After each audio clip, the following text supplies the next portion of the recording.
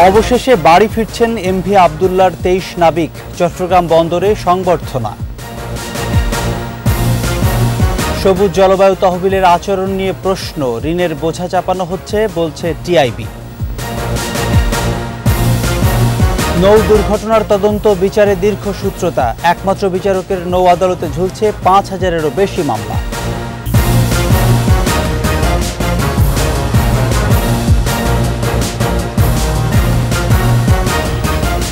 শুনছিলেন first security ইসলামী bank PLC সংবাদ শিরোনাম। আমন্ত্রণ 21-এর দেশের সংবাদে, সাথে আছি আমি প্রণব চক্রবর্তী। দর্শক, 21 টেলিভিশনের সংবাদ একই সাথে সরাসরি দেখতে পাবেন আমাদের ফেসবুক পেজ www.facebook.com/2124 অনলাইনে। দীর্ঘ 1 মাস পর অবশেষে দেশে পৌঁছালো সোমালিয়ার জলদস্যুদের জিম্মি দশা থেকে মুক্ত এমভি আবদুল্লাহর 23 নাবিক। এ সময় অনেকে আবেগে আপ্লুত হয়ে পড়েন। বিকেলে চট্টগ্রাম বন্দরে তাদের সংবর্ধনা দেওয়া হয়।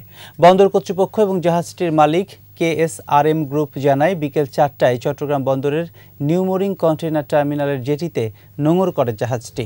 পরে নাবিকরা নেমে এলে তাদের সংবর্ধনা দেওয়া হয়। এ সময় চট্টগ্রাম বন্দর chairman rear admiral Mohammad সোয়াইল, city mayor Rezaul Karim, KSRM গ্রুপের ঊর্ধ্বতন কর্মকর্তা এবং নাবিকদের স্বজনরা উপস্থিত ছিলেন। সংবর্ধনা শেষে বাড়িতে ফেরেন তারা। গত 12 মার্চ ভারত মহাসাগরে 23 নাবিকসহ জাহাজটি সোমালিয়া জলদস্যুদের কবলে পড়ে। 13 এপ্রিল মুক্তিপণে ছাড়া পায় জাহাজটি। সবুজ জলবায়ু তহবিল GCF-এর বৈষম্যমূলক আচরণ ও অনিয়মের কারণে বাংলাদেশ জলবায়ু সংকট মোকাবেলায় পর্যাপ্ত অর্থ সহায়তা পাচ্ছে না বলে মন্তব্য করেছেন ট্রান্সপারেন্সি ইন্টারন্যাশনাল বাংলাদেশ টিআইবি। সংস্থাটি বলছে, অনুদানের পরিবর্তে উল্টো অধিক পরিমাণ ঋণ দিয়ে বাংলাদেশের মতো উন্নয়নশীল দেশগুলোর উপর বোঝা চাপিয়ে দিচ্ছে GCF। শিউলি শবনমের প্রতিবেদন। বিশ্বব্যাপী জলবায়ু পরিবর্তনজনিত ঝুঁকি মোকাবেলায় ক্ষতিগ্রস্ত দেশগুলোতে জাতিসংঘ গঠিত সবুজ জলবায়ু তহবিল GCF জলবায়ু পরিবর্তনের প্রভাব মোকাবেলায় বাংলাদেশের যে পরিমাণ অর্থ দরকার তার সিংহভাগই আসার কথা GCF থেকে। জলবায়ু সংকট মোকাবেলায় 2025 সাল পর্যন্ত বাংলাদেশের কমপক্ষে 12 বিলিয়ন মার্কিন ডলার দরকার। বিপরীতে এসেছে প্রায় 1.19 বিলিয়ন ডলার, যা প্রয়োজনীয় অর্থের মাত্র 9.9%। জলবায়ু তহবিলের ত্রুটি বিচ্যুতি নিয়ে সবুজ জলবায়ু তহবিলে বাংলাদেশের মতো ঝুঁকিপূর্ণ দেশের অভিগম্যতা, সুশাসনের চ্যালেঞ্জ ও উত্তরণের উপায় শীর্ষক গবেষণা প্রতিবেদনে এমন তথ্যই তুলে ধরেছে টিআইবি।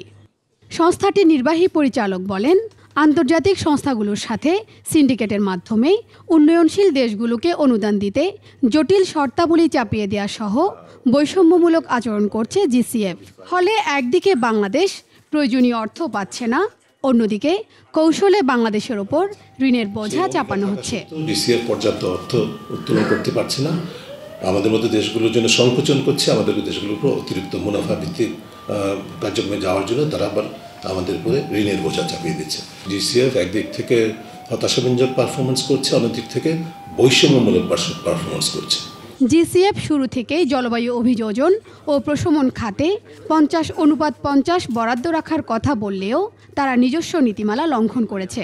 GCF-এর ভূমিকা যাতে সুষম ও দুর্নীতিমুক্ত হয়, এজন্য বাংলাদেশ সরকারকে দেন দরবারের তাগিদ দেয় টিআইবি। এখন সরকার এবং অন্য যারা সরকারের সাথে, বিশেষ করে যারা সংশ্লিষ্ট প্রতিষ্ঠানগুলো আছে সরকারের সাথে কর্মরত এবং আন্তর্জাতিক সংস্থা যেগুলোর সাথে সরকারের নেগোসিয়েশনের সুযোগ আছে, তাদের সাথে যৌথভাবে বাংলাদেশের, যেহেতু আমি বারবারই বলছি, আগেও বলেছি এখনও বলবো, বাংলাদেশের একটা প্রোফাইল আছে। এই খুবিটাকে ক্যাপিটালাইজ করে উচিত হবে এখন এই বিষয়গুলোকে চিহ্নিত করে GCF-এর সাথে দেন দরবার শুরু করা।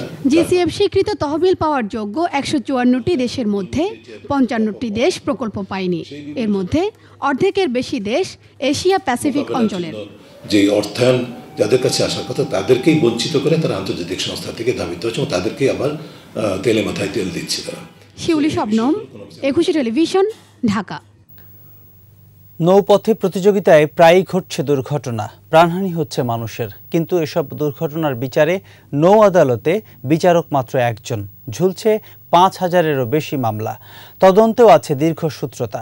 তবে শিগগিরই আদালত বাড়ানো হবে বলে জানিয়েছে নৌ অধিদপ্তর। বিস্তারিত আহমদ বাবুর প্রতিবেদনে।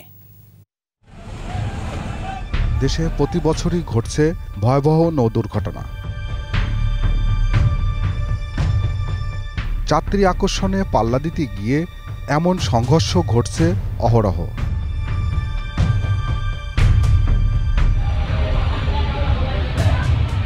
সম্প্রতি সদরঘাটে বেশি যাত্রী নেওয়ার প্রতিযোগিতায় পল্টনের লঞ্চের আঘাতে নিহত হয় অপেক্ষমাণ 5 যাত্রী।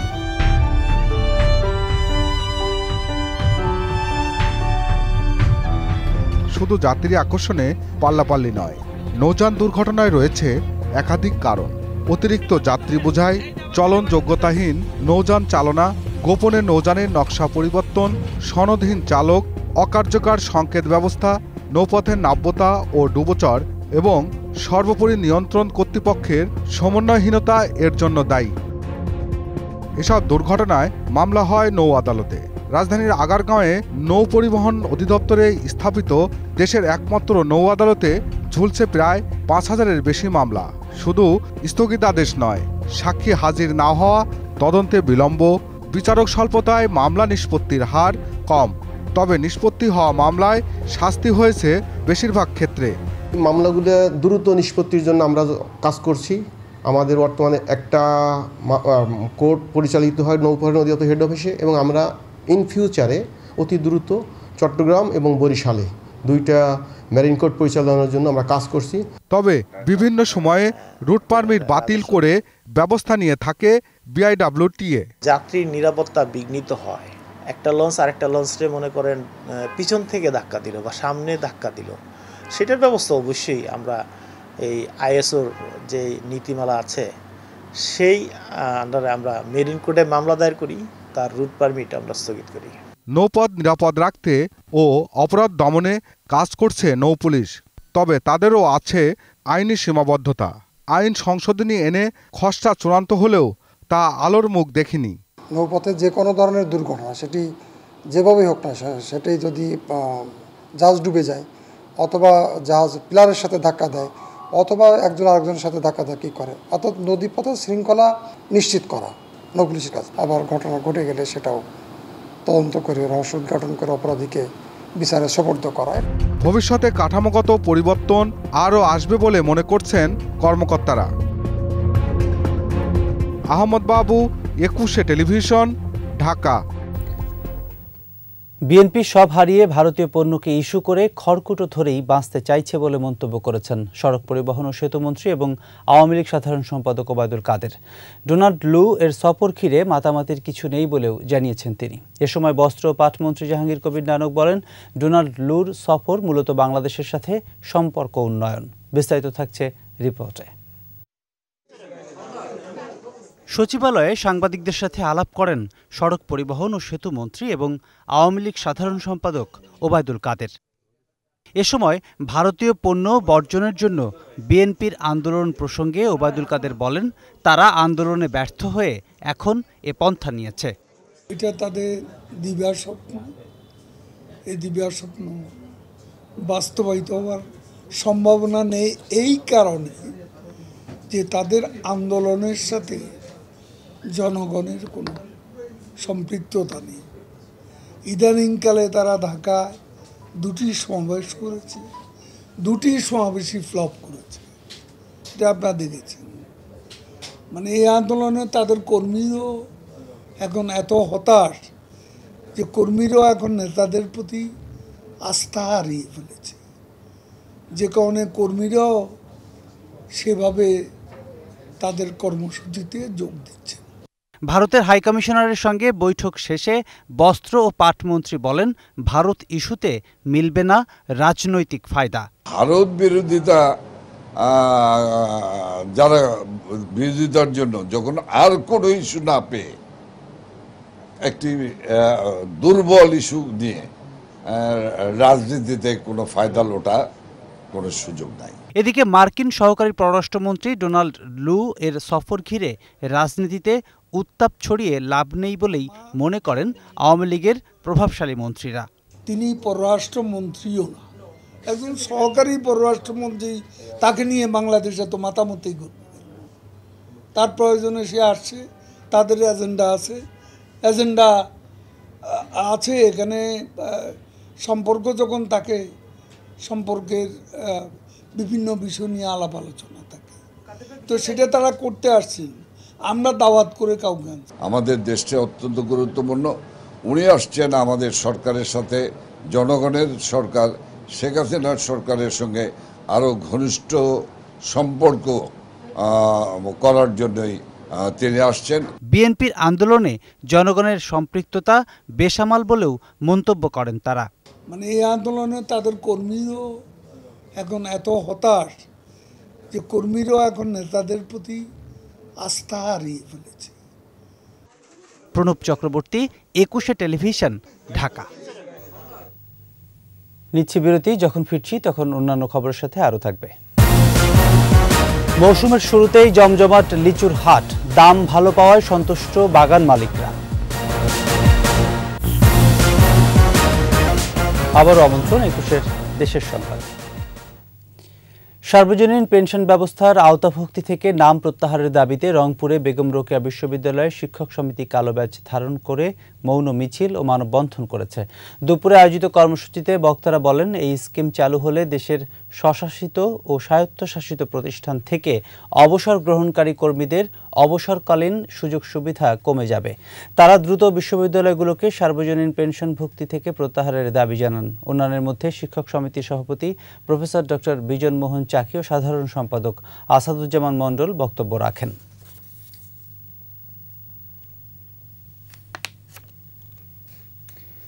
রাজবাড়ীতে ইলিশের উৎপাদন বাড়াতে জাটকা আহরণ থেকে বিরত থাকায় ৩৪০ জন জেলেদের মাঝে ভিজিএফের চাল বিতরণ করা হয়।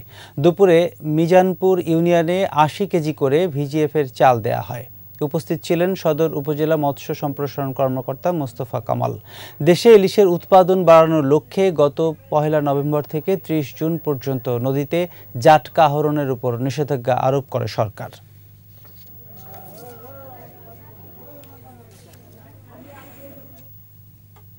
ঝিনাইদহে মে মাসের ভর্তুকি মূল্যে খাদ্যপণ্য বিক্রি শুরু করেছে টিসিবি।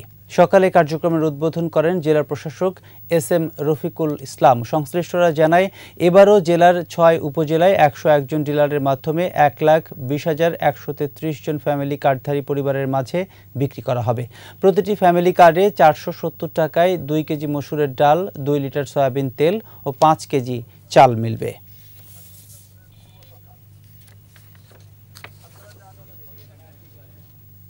বাংলাদেশে পিছিয়ে পড়া নারীদের উন্নয়নে সরকারের নেয়া কর্মকাণ্ড প্রশংসনীয় বলে মন্তব্য করেছেন জাতিসংঘের আন্ডার সেক্রেটারি জেনারেল ও UNFP এর নির্বাহী পরিচালক ডাক্তার নাটালিয়া কানেম।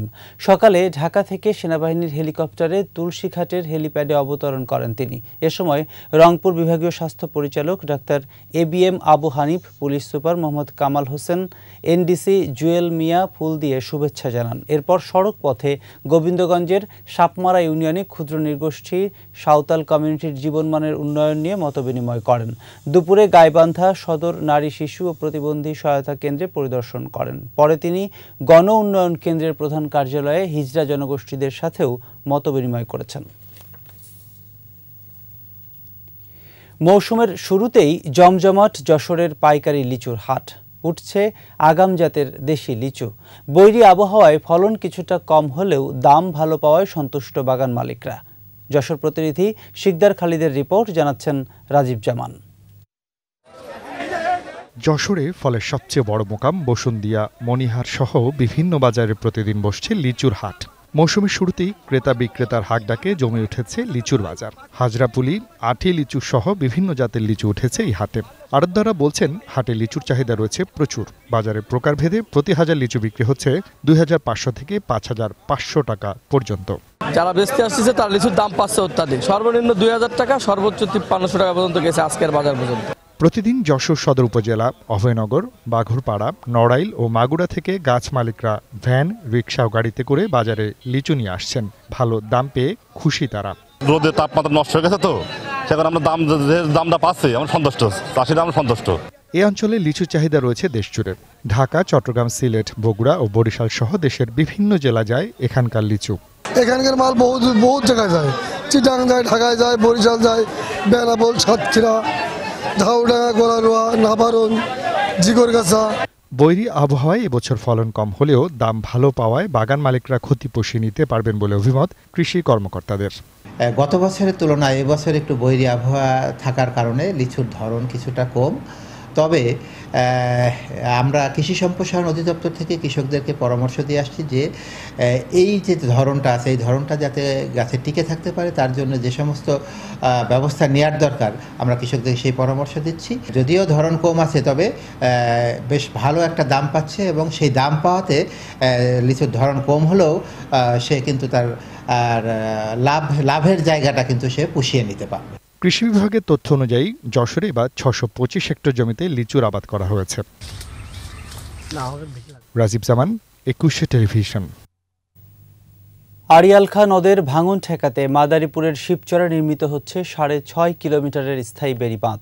নতুনভাবে জীবন সাজানোর স্বপ্ন দেখছেন নদী পাড়ের 5 ইউনিয়নের লক্ষাধিক বাসিন্দা।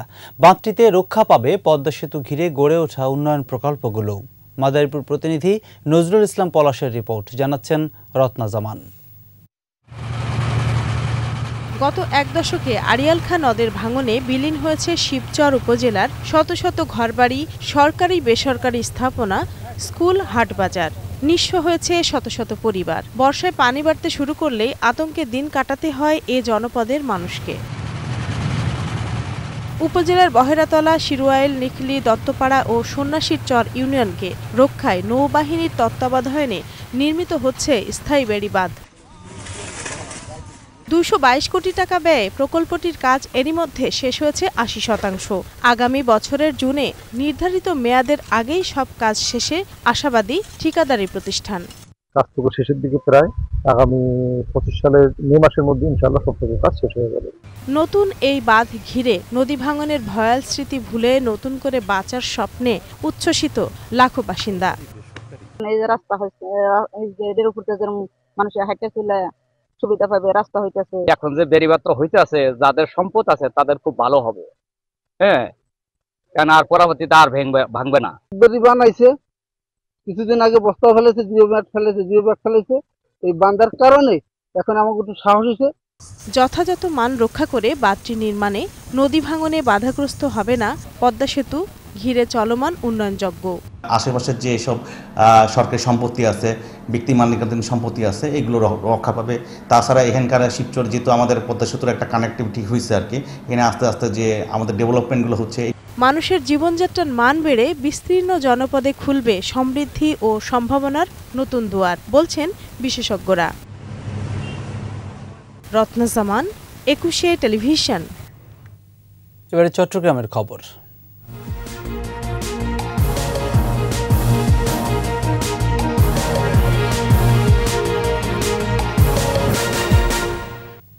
চট্টগ্রাম থেকে শুরু হয়েছে বিমান বাংলাদেশ এয়ারলাইন্সের হজ ফ্লাইট।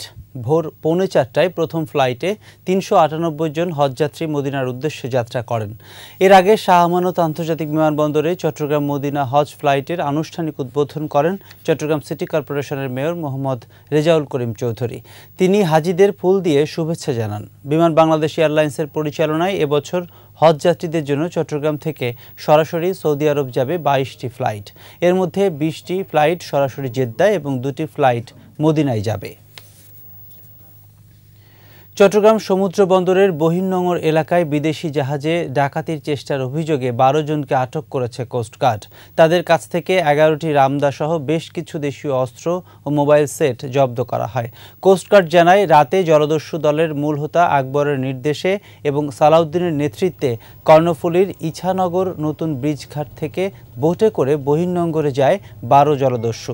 তাদের বহির্নোঙরে অবস্থানরত একটি বিদেশি জাহাজে হানা দেওয়ার পরিকল্পনা ছিল। গোপনে এ তথ্য পেয়ে কোস্টগার্ড অভিযান চালিয়ে তাদের আটক করে পুলিশের কাছে হস্তান্তর করে।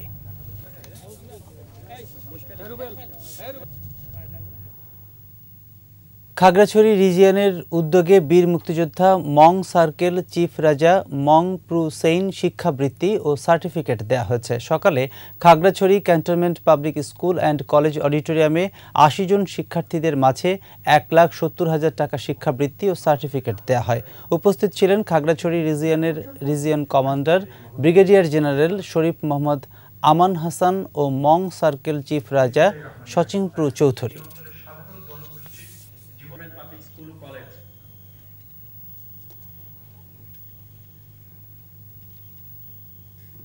এর সাথে শেষ করছি ২১ দেশের সংবাদ। যাবার আগে ফার্স্ট সিকিউরিটি ইসলামী ব্যাংক পিএলসি সংবাদ শিরোনামগুলো আরও একবার।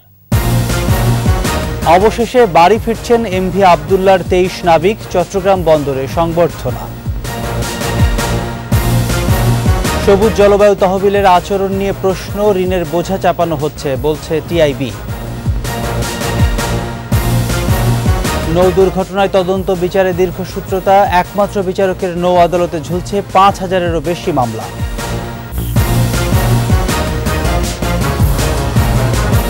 দর্শক, সর্বশেষ খবর জানতে ডায়াল করুন 2021 নম্বরে, আর ভিজিট করুন 21-tv.com এই ওয়েবসাইটে। এছাড়া ফেসবুকে ভিজিট করতে পারেন facebook.com/2124 অনলাইনে। এতক্ষণ সাথে থাকার জন্য ধন্যবাদ। পরের সংবাদ সন্ধ্যা ৭টায় দেখার আমন্ত্রণ রইল। 21-এর সাথেই থাকুন।